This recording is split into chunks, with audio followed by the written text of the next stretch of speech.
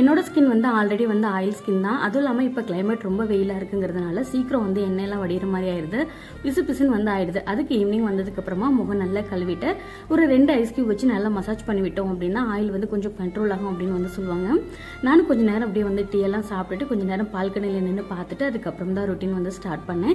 இந்த மாதிரி ice cube வைக்கும்போது ஃபேஸ் வந்து ரொம்ப நல்லா இருக்கும். ஆல்ரெடி என்னோட ஃபேஸ் வந்து பார்த்தீங்கன்னா ஆக்னி ப்ரோன் வந்து அதிகமாக இருக்கும், அதோட மார்க்ஸ் கூட அதிகமாக இருக்கும். இப்போல்லாம் ரீசெண்ட் டேஸ் வந்து பார்த்தீங்கன்னா ஈவினிங் வந்து கலர்ஸ் தமிழில் சங்கடம் தீர்க்கும் சனீஸ்வரன் அப்படின்னு சொல்லிட்டு ஒரு சீரியல் போடுறாங்க. ரொம்ப சூப்பராக இருக்கும். இதோட இந்த சீரியலை வந்து நான் செகண்ட் டைம் நான் வந்து ஃபுல்லாக வந்து பார்த்துட்ருக்கேன்.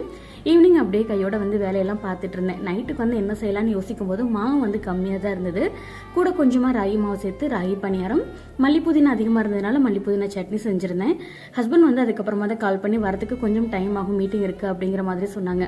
ஸோ அவங்க வரத்துக்குள்ளே உட்காரலான்னு பார்த்தா துணியெல்லாம் அப்படியே இருந்தது, அதெல்லாம் காய போட்டுட்டு இருந்தேன்.